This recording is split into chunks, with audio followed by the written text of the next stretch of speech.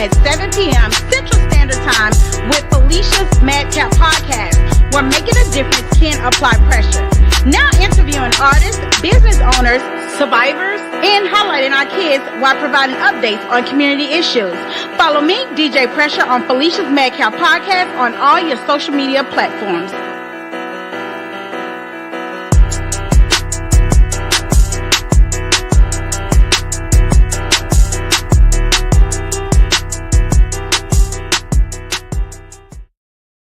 Hello, Mr. Omar. How are you? Hello. How are you? I'm doing great.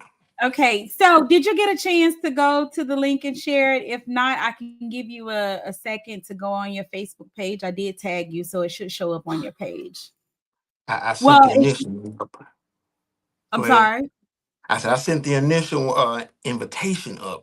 The link. I don't know if I'm that savvy. Okay, so if you could please go ahead and I'm gonna give you a second to look at the tag and then you can add it to your page. So I'm gonna give you a second, or either you can go click on my profile and share it so that we can get your viewers in as well. We got you. I think we can go ahead. I think I got it. Okay. All right. So I want to make sure that everyone understands this is the GOAT of soul and R&B music. So I mean, on so many levels, y'all, he should be respected. And I'm honored to interview him today. And as y'all know, I'm your host, DJ Pressure. And this is Madcap Podcast, where making a difference can apply pressure. Now, Mr. Omar, tell us a little bit about where you from and your background coming up before music. I am from Alabama. Born and raised in Alabama. Little place called Gadsden. It's right above Birmingham and below Huntsville. I've been here all my life. Like everybody else, I think started singing in church. Started singing as a little kid. Mhm. And just continued to fall in love with music. So I guess that's what started it all. So let's talk a little bit about family. Your parents, were they together during your childhood or separated? Not together. He was around sort of kind of, but you know how that is sometimes. Mm-hmm. But it's cool. He's passed now, but he was around every now and then. He was actually the only person that I heard in my family that could sing a little bit because nobody else does. So who knows? Maybe that's where I got it from. Yeah, it's in your genes. So, siblings, you have any siblings? I've got one sister. She's a little older than she's about 13 months older than me, but one sister on my mom's side, I guess. So let's talk about going to school in what area. What was the name of the school you attended in Alabama? Uh, Several, but if you're talking about high school, it was Gaston High. Okay. Was the high school. Um, Now, coming up out of school and beginning to know yourself as a young male, what were your initial plans for yourself before music? Mm. Um, I mean, I can tell you what I was doing, but I don't know what my plans were. I mean, as a young person, we probably don't have as much direction as we should have. Uh-huh. I did like music and did some things in music before I was Omar, but I don't know. Before I started doing music, I was actually a police officer for a long time. Hmm. Okay, and that was in the Alabama area? Yes, Okay. So how long did you serve as an officer? about 12 years. Okay, so you already had the respect of the community. So when you started to transition from that to music, how did the people close to you take that, or were you kind of doing a little both at the same time? Well, I was always doing both at the same time, but I mean, I made it a point to be regular at home, and I can go out of town and be famous. But yeah, I was doing it actually at the same time. So do you think it took the people in your family or in your area a little longer to kind of catch on to the famous Omar Cunningham? Um, I'm not saying they ever did. I don't know. I guess. I mean, I'm just Omar in my hometown. I don't try. I rarely ever perform here. Mhm. I just go out of town and do what I do and come back. But they hear and they see what's going on. So I get a lot of people that stop me and say, "Hey, you sing, right?" I'm like, "Yeah." I was actually writing a guy a ticket one time. He said, "Hey, ain't you the Omar Cunningham guy that sing?" I'm like, "Yeah." So Yeah. So just kind of listening to you, you're pretty laid back, and when you're around family and friends, you just want to be the regular guy. You don't, but when you're out of town, you give them a little taste of that other personality. So as you began to build your career, what was some people that you initially want to start working with, or did you just always work solo in the beginning?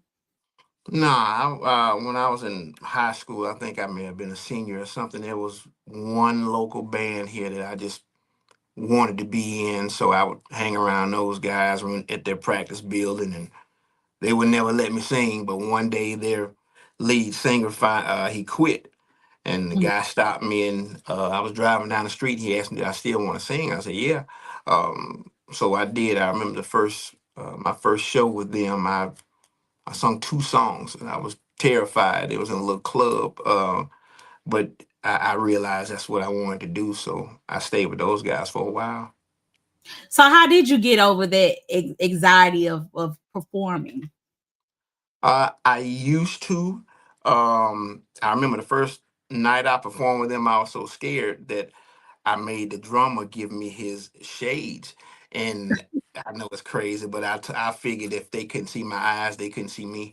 So I could hide out in plain sight with those shades on. So if I messed up, I could look sideways and nobody would know that I was looking like that. So I mean, initially, and then just having to learn and getting seasoned with being an artist and being able to deal with issues that may happen while you're on stage. I mean, the mic may cut off or this may stop or whatever. You just can't freeze. You got to be able to talk to them, and that's something I had to learn. Well, I know we started out the questions, you guys, but I want all of you guys that's joining to kind of get to know the background of Mr. Cunningham. Omar has found his swag as an award-winning and highly sought after artist, songwriter, and producer. His smooth, sensual, and strong vocals have gained his national recognition, with countless music bloggers referring to him as the R. Kelly of the South.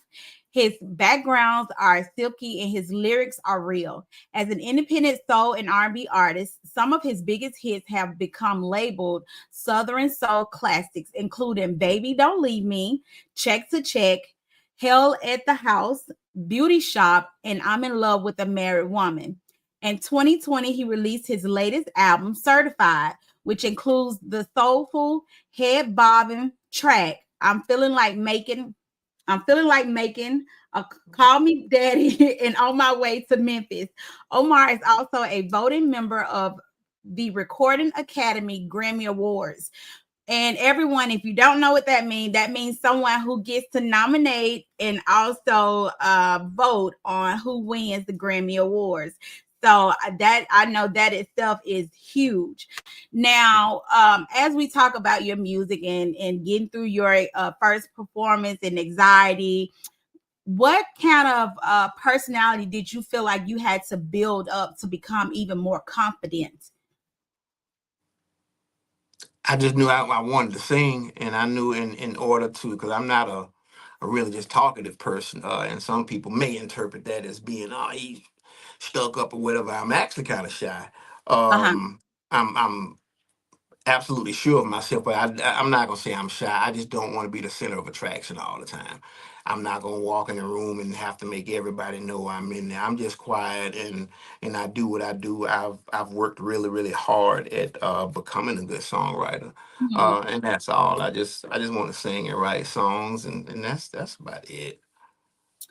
So when we talk about you writing songs and singing, so the singing became before the writing, or the writing Yeah. came before?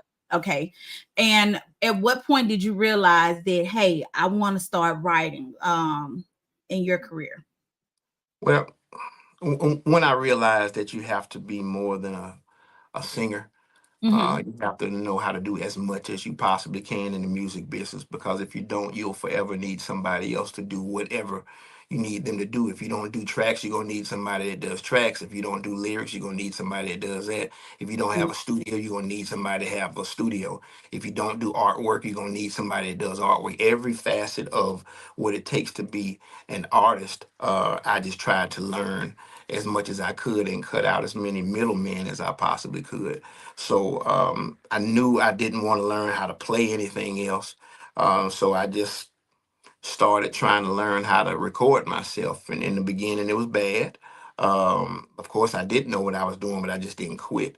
So I was able to learn pretty much most of it on my own. So the studio that I'm sitting in now is one that I built, and everything in here I hooked up and did it all myself just by learning myself and cutting those middlemen out. Because prior to that, I had to go way to Atlanta, which is like 2 hours away to Doppler Studio or somewhere like that. And back then, pay $75 an hour and hire an engineer and all of this stuff. So now I pretty much can do a lot of that myself.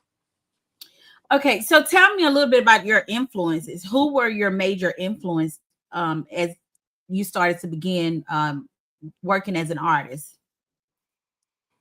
Back in the day, it was probably Luther. And there was also a guy named Eric Gable that was an influence to me. I liked his songs.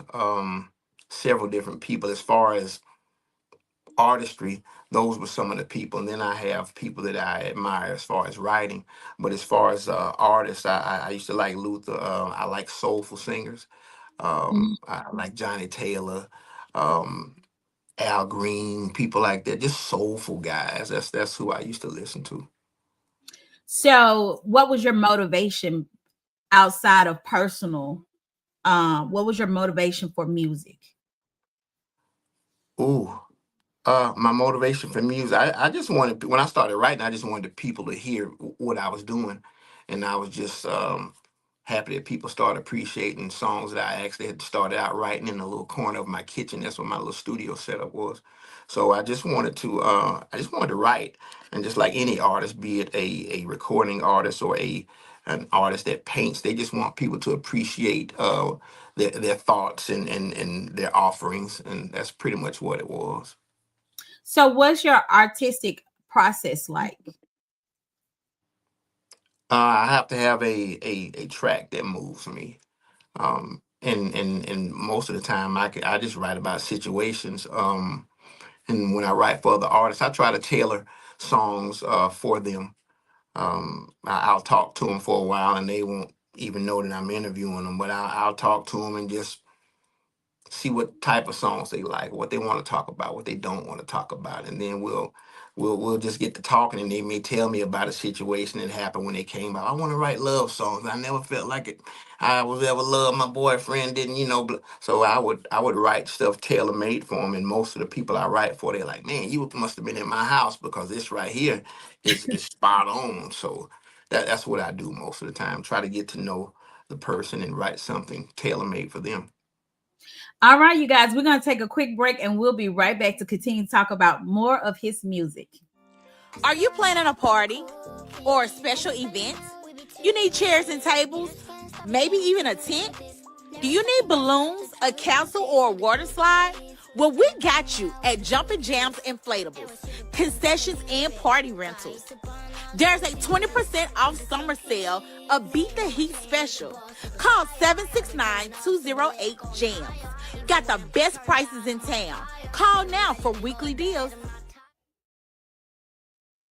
All right, Mr. Omar, how do you overcome creative blocks? um, I don't know. I mean, there's always inspiration somewhere. I'm not saying I never have creative blocks because I do. But one thing I have come to realize that you should not force anything. I'm not going to sit down and finish a song just because I want to finish a song. If it's not, I'm not going to start rhyming cat with hat. If it doesn't make sense, I'll just leave it alone and come back with a fresh ear. And maybe the next day or for a day in the morning, I may come up with an idea. That's the good thing about having your own studio. If I get a feeling of something at 2 or 3 o'clock in the morning, all I gotta do is walk out here and turn the lights on and start recording. I don't have to wait to go to somebody else's I mean, because you'll forget an idea. Hell, I mean, my studio is in my backyard, and I'll have a melody on a song, and I'll forget it before I get out to the studio.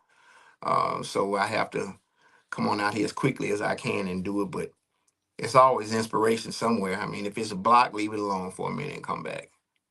How do you know when your work is done? Like when you're satisfied with a track? Um, Sometimes you can tweak and tweak and tweak and not you have to have a moment where you say, you know what, I'm done. It doesn't need any more background. Sure, you can put this in there, or you can put that in there, but it's fine already. And that's what I do normally when I have an artist in here. I try to teach as much as I try to record. So I had a lady in here one day, and she was recording, and she kept saying, I want to do this, I want to put this, I want to do that, and I just stopped. And I said, oh my God. I said, listen, I said, do you cook? She said, yeah. I said, well, tell me how you would cook beans. And she said, well, I soak them, and then I take them out, and I put a little salt and pepper, boil them, whatever. I said, well, why don't you put some slap your mama sauce in there? And then I want you to put some garlic powder in there. And then I want you to put some Lowry seasoning salt. And then I want you to go to Dollar General and get some of that soul food seasoning and put in there. And she just started developing lines in her forehead. And I just kept naming stuff to put in there. And and when I stopped, she said, why would I put all of that in there? It don't take that. And I said, oh. And I just looked at, she said, dang. Now I get what you mean. Sure, you can harmonize every word if you want to. You can put a whole lot of things in there, but does it need it?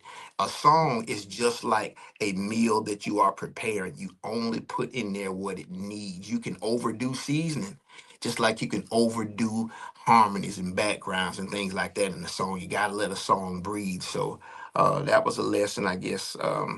And that's the way I was able to get her to understand in something that she does with cooking. It's the same way. Don't overdo it. That's absolutely correct. Now, how do you balance personal life and business? Uh, Personal life is my business, I guess. I mean, you got to balance both of them. But my son was in the house one day, and I was outside working. I always work and do something, and it was hot, and I'm always going. So he was in the house. He's grown now, but he was in the house with his feet kicked up, watching TV in the air. And he said, "Daddy," he said, "why don't you just do nothing for it? Just sit down and do nothing." And I said, "Son, if I don't do this, you can't do that." Mm-hmm. And he didn't get it right. I was like, huh? I said, if I don't get out here and do this and hustle and make this money, you can't sit up in here in the air flipping through the channels with your feet up and you were watching your TV in your room, your big TV. I said, if I don't do that, you can't do this. So he understands it now because he's grown now, but I just always go and they understand. They understand. Well, we're gonna take a listen to one of your songs here, and it is "Love You Right Now." Ooh.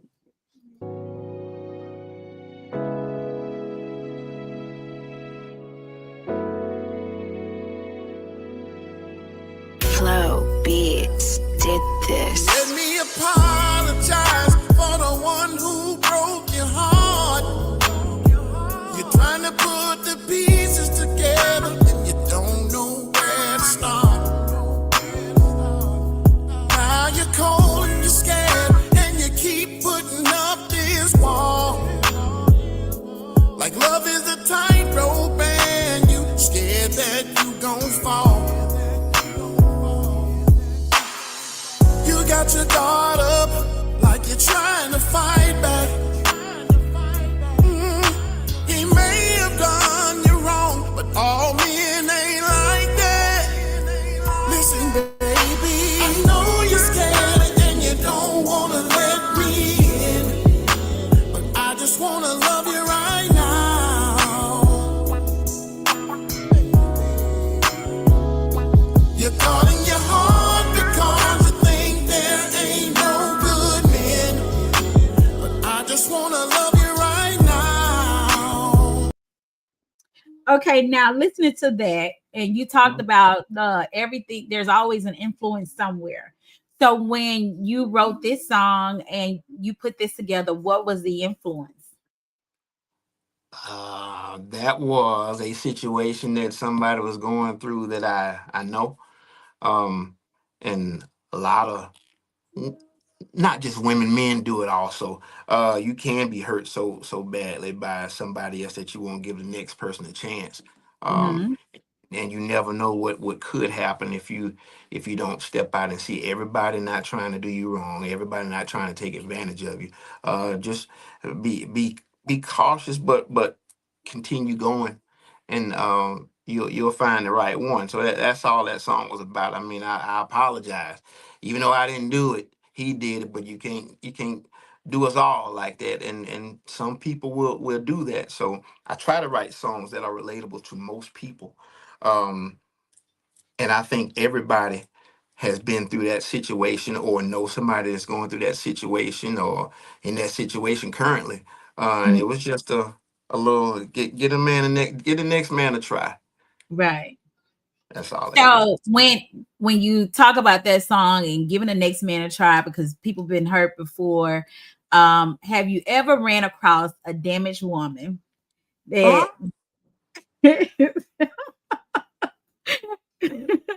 that you had this experience with?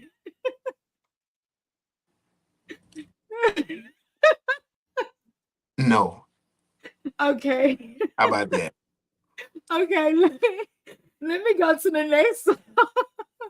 You tickle me. Oh my God.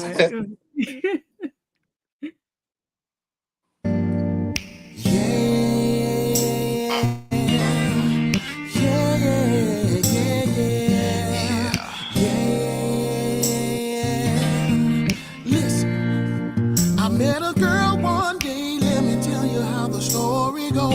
Yeah, let me tell you how everything went down, man. She was a pretty brown thing, and I think the woman's name was Rose. Yeah, Rose, that was it. Now, see, this kind of woman can teach me a thing or two. But to keep this kind of woman, you got to know what to do. Yeah, she looked better than some apple pie. The girl was sweet, sweet, sweet. She was so sexy fine and just a little bit older than me. But with the right conversation and taking my time, I think that I can make her my girl. Oh, she looks like the one for me. Sweet, sweet. Now, baby girl had a way about her. I hear something sexy in her voice. Can't help but wanna be around her. And I just wanna say that I don't see nothing wrong with making a girl. All right. Sweet, sweet, sweet, sweet as the apple pie. Okay. So now that song, you posted about 2 years ago, got over 200,000 views. Very successful song. A lot of people love it. And so let's just talk about that. Do you have an on top of the head influence for that song? Oh yeah, and I mean it was reposted about 2 years ago. Somebody hacked my page, so it's been out for a while, and it has garnered several million views. But that song was written about a lady. I think it was in North Carolina. I was at a Mhm. radio station, and they had a contest for someone to win dinner with me and a limo ride to the show that I was doing that night. And it was Uh, an older lady, and her name was Rose. mhm. Very nice lady. And she was happy to be going on a date with me. And the radio station people were there, but she told me that she had a son who had just passed, who was about my age at that time, and she hadn't been out since he passed. And I said, "Oh," I said, "When I get home, I said, I'm gonna write a song about you." So I did, and I sent it to her. And the next time, I didn't know she was gonna come. So the next time I was over there in that area doing a show, it was in an auditorium, and I actually started telling people the inspiration for the song or whatever. And the band was playing the music, and crazy enough, that lady started walking down the aisle at the concert, and I noticed her. and she was just standing in the middle. And I said, wow. And I got through telling the story. I said, and the lady I wrote the song about is here at the show. And I pointed towards her, and it was pretty cool. But yeah, her name was Rose, nice lady. But and that's where the inspiration from the song came from. Oh man, that's amazing. So, what are your challenges that you had to overcome when it came to writing? We talked about you being on stage, but what about writing? There are no challenges about writing. Not with me. What you have to do is hone your skills as far as knowing how to cleverly say something, and you can say the same thing that somebody else has been saying, but you just don't have to say it the same way. It is so much more than rhyming cat with hat. I've seen a lot of that, but you have to find a clever way to tell your story and make things rhyme, make things make sense.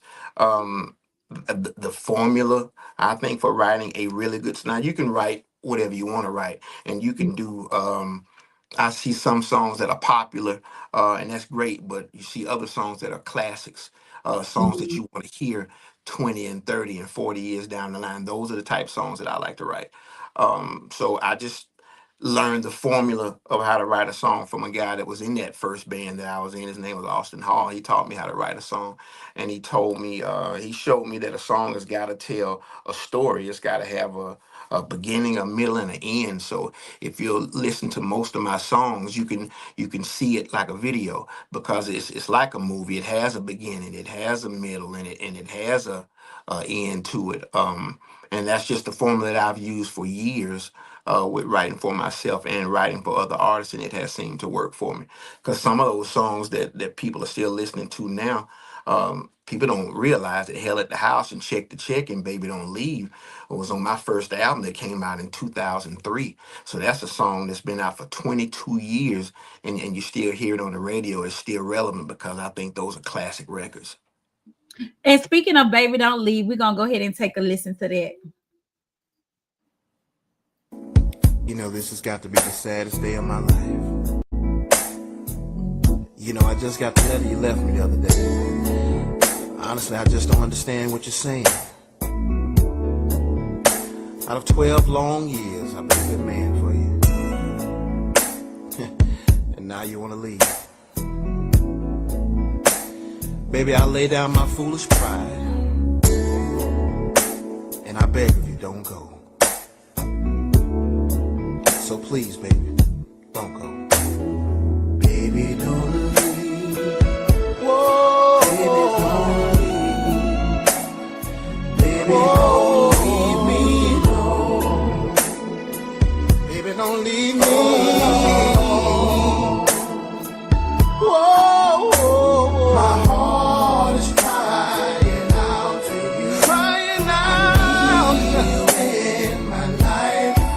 In my life. Don't leave me all alone.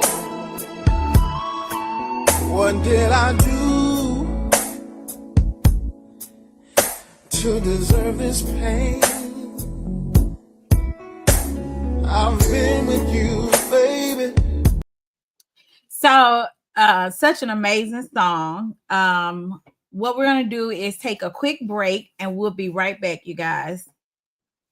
Hey guys, it's DJ Pressure, and as you know, it's tax season. If you want to get the best business or the best bang for your buck, make sure you get down here on 4436 North State Street. Come see Total Tax by T. When I tell you you're going to get free estimates, electronic tax filing, Schedule C, advanced refunds. Let's talk about the refunds. Up to $7,000. Professional bookkeeping, credit repair, and insurance, life and health. Is located on 4436 North State Street, Suite A5, and you can contact her at 601-203-2291. Need to fax anything? No problem. Make sure you get that fax to 601-203-2294. She has a great assistant by the name of Charlotte. You don't want to miss it.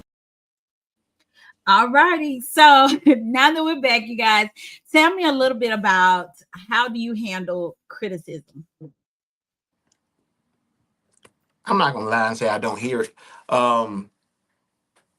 several different ways. Let me backtrack real quick. Baby Don't Leave, I did not write that song. Uh-huh. That was a song written by Sir Charles Jones. Um, and I was actually a police officer working at a club that he was performing at. And Uh-huh. I had the song Hell at the House on a CD in my pocket in between searching people. And he was sitting out front in his limo, and I went and tapped it on his window. I said, hey, when you get a chance, take a listen to this. And he said, all right. And I didn't think he was going to listen to it then, but I went back to work and came back out in his limo drive. Said, hey, Charles, want to talk to you. So I Mhm. went back over. He's like, hey, man, this is a really nice song. So I'm like, well, I appreciate it. Maybe we can do something together one day. And man, it was like a month later. I was sitting over at his house, and I went to his house in Jackson, Mississippi, and that was the song that he presented to me, and I recorded it there in a small little bedroom. And we did a couple of other songs, and that was on my first album. But I wanted to give him props. I don't like people taking credit for my songs, so I never take credit for anybody else's songs. Charles wrote that song for me when he didn't have to. I mean, I was a Right. nobody, and he was Charles. Then that was when anybody lonely, all of that stuff. So I just thank him Yeah. for throwing me that record. But I'm sorry, what was your question as far as criticism? You know what? But since you brought that up, I can go back to that question. But I want to ask you, him giving you that opportunity, um, have you given someone else that type of opportunity before? All the time, Yeah. all the time. I do it all the time. Um, you have to uh people don't understand what a cosign will do for you from the right person. So I do it all the time. There's a guy in Montgomery named Lou Battle that is underrated. I did a show down there, and I called Lou up on the stage with me. But I do it all the time. um when I did the wrote the song Boots On, um I was doing my show, and I Mhm. sung that and brought Yayo out. Yayo was out before that, but I mean, I have no problem with bringing up other people that I think are talented, and everybody don't get a fair look. It's a little different these days because back in the day you had to just get it and grind. There was no internet, there was no Facebook where you can be famous in a minute. Now you had to work, and you had to get it fan by fan, not just pushing a button and send it to millions. You had to just get out and work it. So it was a Yeah, little different, but I do it all the time. and if anybody know, back in the day, that was like you being, whether if it's standing on a corner selling your own CDs or showing up different events and stuff and promoting yourself, it was harder than social media. So now when we talk about the question that I asked, I said, how do you handle criticism? Uh, like I Y- said, I'm not gonna say I don't hear it. Because you're not gonna please everybody, and that's one thing that I'm not trying to do. These days I write songs for me, Mhm. and I hope you like them. Um, I used to write songs for everybody else, and I hope they like them. I'm gonna give you the best that I got to give you, and if you like it, you like it. I don't follow trends. I'm not gonna do any of that. I'm gonna give you the best soul music that I have to give you, and I hope you like it. And you may like it in my lifetime. You may not. Um, you may not appreciate Omar until he's dead and gone. Much like a Picasso or a Rembrandt or somebody like that. But I'm gonna leave it here for you to for you to hear and see, and hopefully somebody will say that was a bad boy right there. But there's nothing wrong with getting your flowers while you can smell them. And I do get those, but I just do what I like. I put out what I like. Criticism, it depends. um if you've done more than me, then I'm gonna look at it and try to get better. But Mhm. I am a firm believer that elephants don't swat at flies. So I don't hear that stuff. Now, when you think about others looking back on your work history and your you being an artist and your performance and everything, um, what kind of legacy, kind of message you want your legacy to put out? What do you want people to get from your background? That was a bad boy. Yeah. He was a solid writer, and hands down. Um, and I would challenge somebody to do this. And this is not. I'm not going to be ashamed of my God-given talent. That's one thing I'm not going to do. Uh, you can call it bragging or whatever. I'm not bragging on me. I'm bragging on who made me. So I'm not going to be ashamed about it. So I know what I have contributed to this genre of music. I know the impact that I've made on this genre of music, and you'd be hard pressed to find somebody else who has contributed more to it. I've written more songs for other people than I have for myself. Mm-hmm. And I'm talking about I proudly say I've put a lot of eggs in a lot of refrigerators. I don't get the I don't get the acknowledgement sometimes. I don't get some people will forget. But I know what I've done, and I continue to be blessed, continue to get blessings. So it's cool. But I give back. I do. So we know the music industry can drive you crazy. What do you do to stay sane? Uh, know as much as you can. It's a frustrating thing to be somewhere and not know what you're doing. It's a frustrating thing to wonder uh, why other people are moving, you're not. It's a frustrating thing to get beat in a deal because you didn't know any better. That's a frustrating thing. So um, a lot of people just want to sing. A lot of people just want to be famous, and I caution them about worrying about the fame. Um, Fame is waning. Everybody, you're not going to be on top forever. Um, but if you do it right, fortune can be forever. So I think these artists have to pick which one is more important to them, the fame or the fortune. Um, do you want a song that everybody is loving for a minute? Or you want Mhm. a song you can sing 20 years later and they still love it today like they loved it in the first place? So learning the business is one of the most important things that I find that a lot of artists don't do. All they want to do is sing. I want Right. to sing too, but it's got to make sense. So I took the necessary steps to learn as much as I could about the business of music, the legal side of music, so I won't get got anymore. I'm not saying I've never gotten got, because like I said, I came out in 2003, but since then I have um, learned as much as I could, so I won't get got again. So when we talk about what you learned, what was the most valuable lesson that you learned? Oof. Most valuable lesson that I learned was probably knowing and understanding the importance of publishing when Mm-hmm. you're writing. That's one of the most valuable things, and most people know. I don't know if you know, but most people know. That I was so passionate about learning about the business of music in the middle of my musical career. I went to law school, so I was still working during the day, and I was going to law school at night, driving 120 miles round trip to Birmingham School of Law.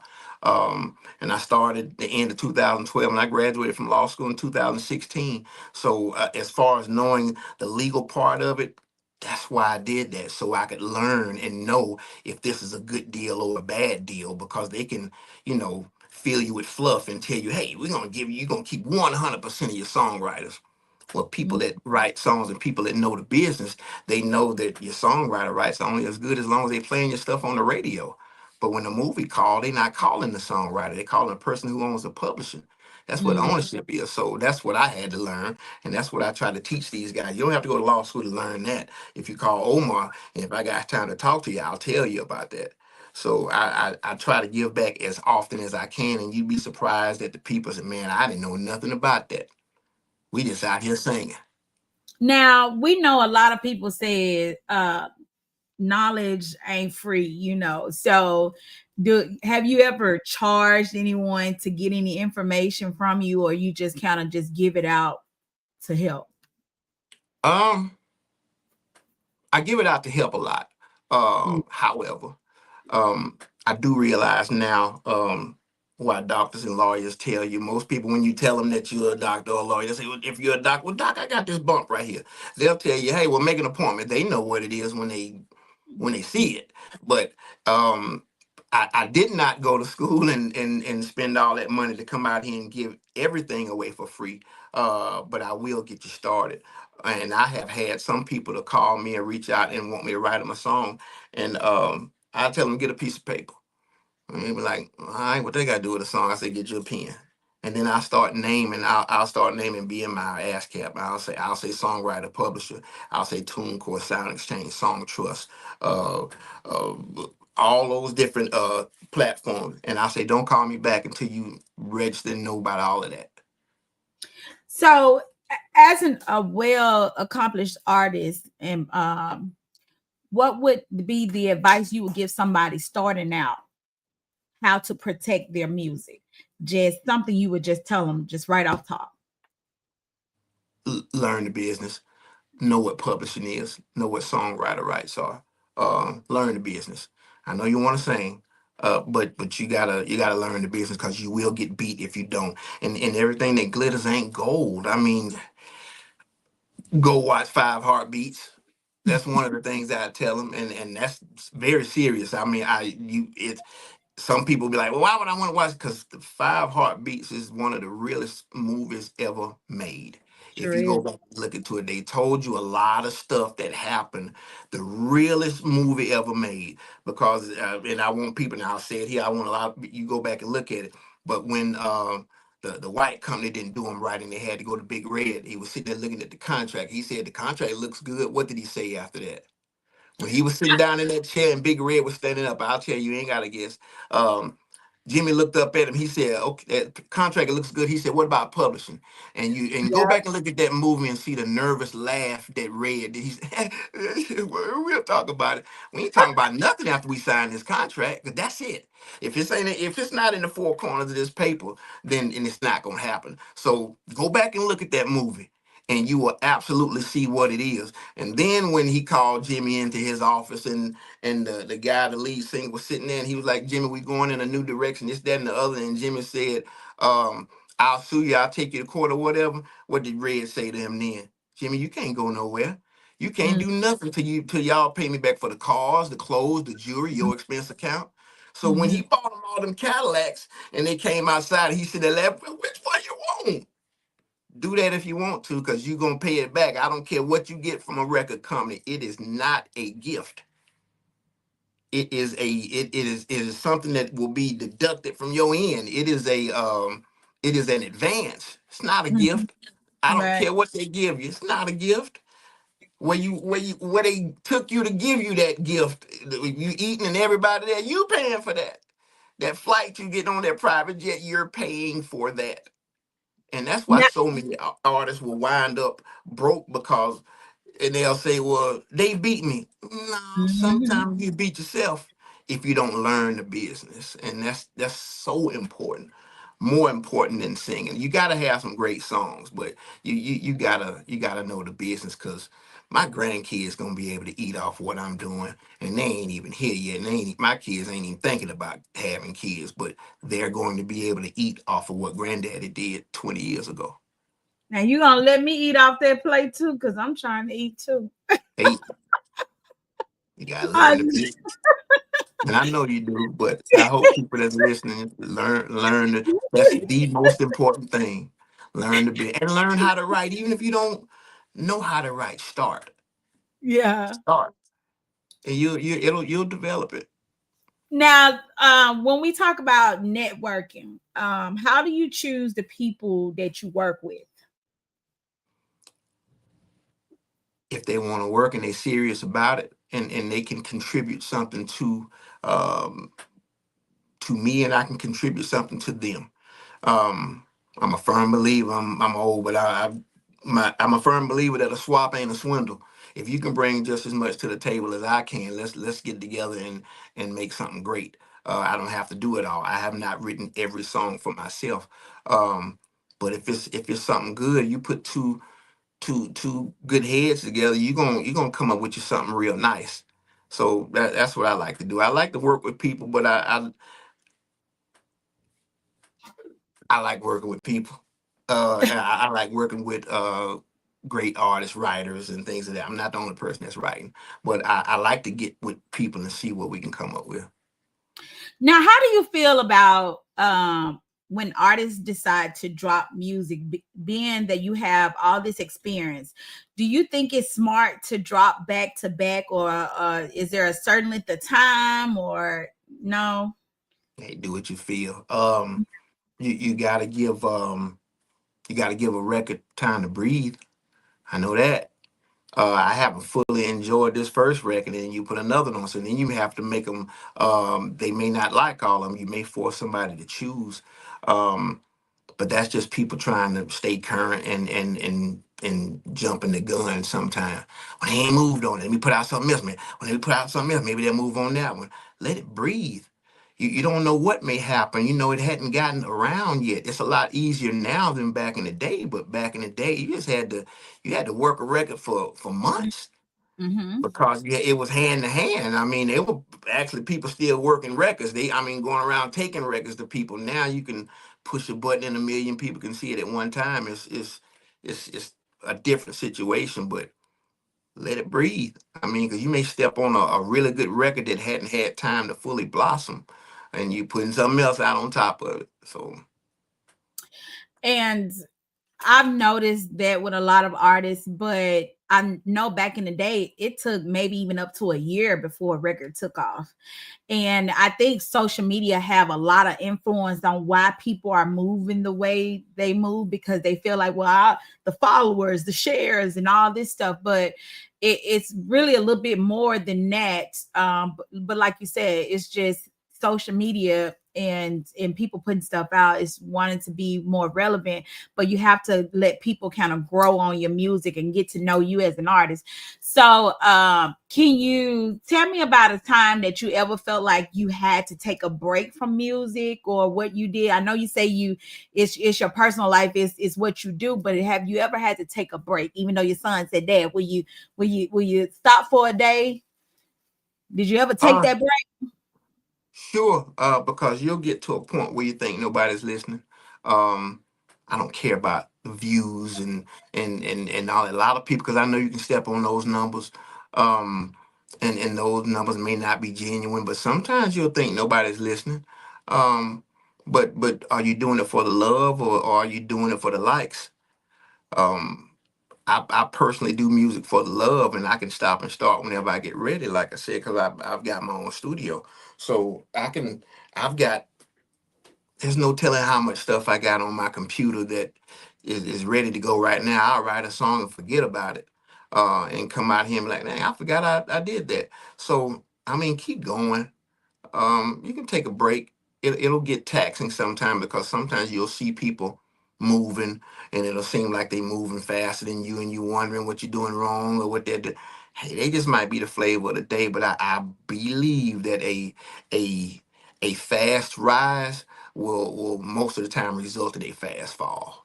And if you rise fast, um, the continuation of your career, what is that going to look like? Because you may come out with some slamming stuff that you never can catch. So, I mean, I think a career and a good song is like a good meal. Like back in the day, you got to put that thing on 350 and let it sit there for a while. It's not microwave music that we're doing. I mean, you got to put it in the oven and just and let it bake. And a lot of people are not doing that. So, I believe you got to let music breathe. Um, you can. I take breaks sometimes, but get back at it. It's not gonna come quickly. If it's worth having, it's not gonna come quickly. I tell a lot of people, my first album came out in 2003. I didn't get my first award to 2009. So Mm. that's the span of most people. A lot of these guys' career. What do you think I did for those 5 years? I just worked. I worked the hard way. So, as you were working, how did you build your professional relationships when trying to get to the top? Like, who were some of the people that you made sure you reached out to promote what you were doing? Uh, I don't know if I ever did anything like that, but a lot of word of mouth. I guess a lot of people are looking for good songs. That's just what Mhm. it is. That has even become a lot easier these days. They just don't do it like we used to back in the day.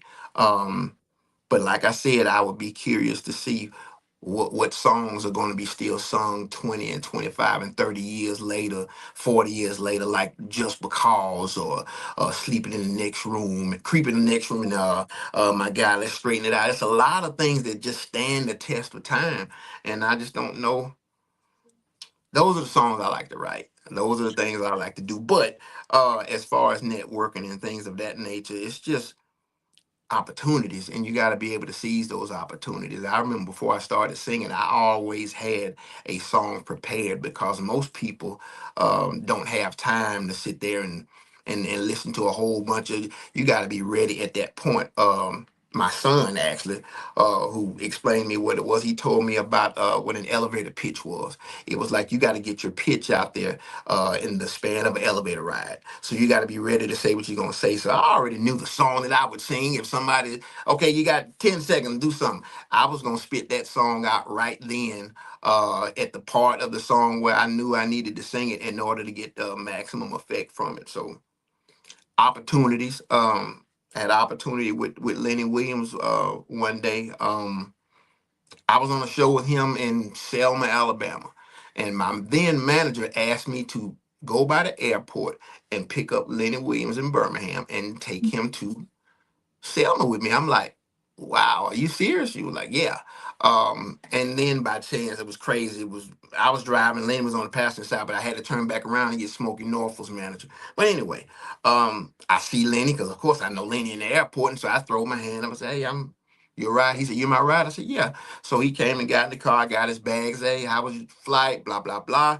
And after we got in the car, I said, oh, I'm sorry, man, I didn't even introduce myself. And he was doing something in his bag. And I said, I'm Omar. And he stopped and he turned around and he said, Omar Cunningham? I said, yeah, how you know? He said, I know who you are. So on the way from Birmingham to Selma, I just happened to play a couple of my songs that I had written. And he said, what's that? I said, oh man, it's just some stuff. He was like, I like that song. I really like that song. That song was on his next album. Wow. So let's talk about some of your accomplishments. Let's name some of the things that you're really proud that you got to do in your lifetime already. Okay. One's name is Kyle and the other one's name is Kyrie. My kids. That's my biggest accomplishment. Um, I love the awards I get anytime somebody takes the time to acknowledge me as far as what I was doing, just to say, hey, we see you. I love them. I've got, I don't know if you can see most of them over there. Yeah. I've got Jackie's over there. I've got Just Blues Awards. Any award that I get from somebody, I am so appreciative of it, because it just says, hey, I see you. And if nobody else is seeing you, I see you. So I appreciate those awards. Every single award that I have received, I got it right here in this cabinet here. So I love stuff like that. What can we expect next from you? More greatness. I'm constantly getting better. I'm going to continue writing good songs. Um, I write real good songs, not feel good songs. I write songs that will be sung in 20 or 30 years. I've proven that with Hell at the House and Check the Check. Mhm. And that album that I recorded Check the Check in a closet in Atlanta. I recorded Hell at the House in a bathroom in Atlanta. And that my first album made Billboard when it was hard to do that. It still is, but back then when they were sending stuff by mail and you had to get known by mail, that's what these charts behind me. Those are legit Billboard charts. I've been on Billboard as a songwriter and as an artist. Um, that album got me on the Air Jamaica Jazz and Blues Festival in Montego Bay with Alicia Keys and Michael McDonald and India Ari and all those people. I was on the same stage they were on. And that's a blessing to be able to say you've performed with some of those people. So it was a wonderful time. It has been a wonderful career for me. Um, And I like to leave my impact with not just my music, like I said, with writing for other people. I like to do that. Okay, so we just gonna go ahead and get ready to wrap it up, you guys. What's any projects you working on? Any community events? Anything you're tied to that you want to put out there? Sure. I'm always working on projects. I'm always writing. As you see, I posted some stuff for some people I was writing for. I always do that. I did Jason A's last album. Um, go back and look. Even the people that listen, go back and look at the list of songs that I've written for all the people. I mean, some big records that are still money making records. They're classics records that are going to be around. Grammys again next year. Um, I was just there in February. I'll be back February 2nd. I think it's February 2nd. So I'm always doing that, trying to expand and make them see this genre of music, whatever you want to call it. I want them to know that we over here and we're singing too. You see the people that are trying to come to Southern Soul and Yes, sir. um, they putting on cowboy hats in their jeans, but boots don't make you country. Um, Boots don't make you country. That's actually a song that I wrote for somebody, but that's the truth. They see us. Wait to hear You that see one. what they're doing, and Yeah, they see us, the tanks and the neos and all those people. They see us. yeah. Um, they may think it's low hanging fruit, but nah, it's an art to doing what we do. Yeah, like I said, it's not just rhyming cat with hat. It's a real art over here. So many artists out here right now that are talented, and they just hadn't been seen. And a lot of people know us, but most people don't. But they see us. They're starting to. Well, I don't know if you know, but I'm a new artist myself. But I saw that. yeah, and it's challenging to get started. But hey, I encourage, if that's what you feel like. I write my own stuff, so if that's what you feel like you want to do, guys, don't give up on. Don't let nobody, like Mr. Omar said, don't let nobody tell you what you can and can't do. Just be you. And is there anything you would like to leave us with before we close out? Any positive notes? Anything? Yeah, don't be scared to go get a record from somebody else. You don't have to write everything yourself. If it's a hit, go get it. Um, I would not have turned down Baby Don't Leave. I mean, I was not writing then, although I did write Check to Check and Hell at the House and a lot of that early stuff. When Mhm. I got into my stride as a writer, that's a good thing. It's work, but don't be scared to go get a hit from somebody else. A hit is a hit wherever it come from. Keep working, learn the business. That's what I always tell. Just learn the business. I mean, that is a must. If you don't, you're gonna get beat. If you don't know what those there forces and whether you're gonna get beat. Yeah. And it's one word that whoever's listening, if they run this back, I always tell people, and you'll think it means nothing. And I didn't learn it till I was in law school. But there's in perpetuity is what I ask people. Do you know what that means? And they'll be like, well, no, I don't know what that means.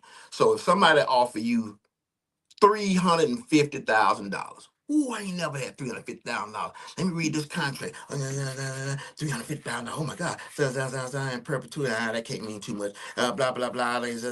Okay, I'll sign it. Cause they see that 350. But do you know what in perpetuity means? What does it mean? It means forever.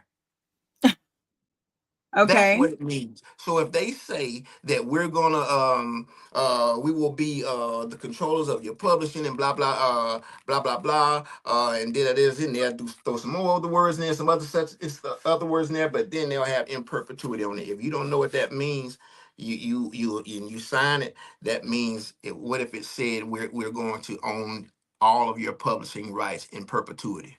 And you thinking, it's just a little small word, can't mean much, but it means everything. Everything.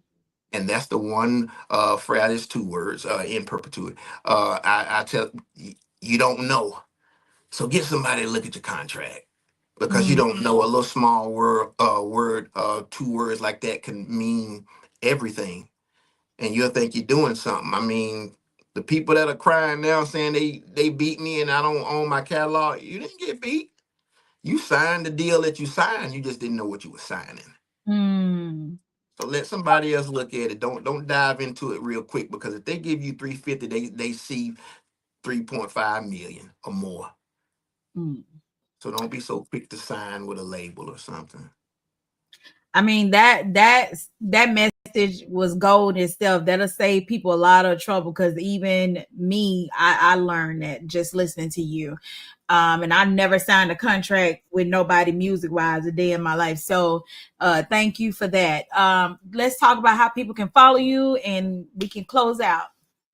OmarCunningham.com. Follow me on my Facebook pages, Instagram, things like that. There are a lot of fake pages out there. Omar will never ask you for anything. Omar ain't gonna be talking under your clothes. I ain't doing none of that. So if that come out, it's a fake page. If the grammar is not correct, Omar, I just told you I got a whole JD. I can put my words together. I'm not talking to you crazy. I'm just trying to do music. So follow my real page, the real Omar Cunningham, I think, on Instagram. The real Omar the Hitmaker. And sometimes I'll send people a message if they're asking to be a friend. I'll say, "How do you know me?" Name a couple of my songs, or tell me, just to try to vet and make sure that it is somebody legitimate. But follow me on all those platforms. Go play a Omar Cunningham song today, or go listen to some Spotify or Pandora or something, and just get some Omar in your life. I challenge everyone that's listening or get a chance to watch this interview, go listen to his music, create a video, tag him, let him know that you tuned into the interview, so we can make sure we also acknowledge you for being supportive. I am your girl, DJ Pressure. This is the GOAT, Omar Cunningham. Thank y'all so much for tuning in. Y'all have a blessed night.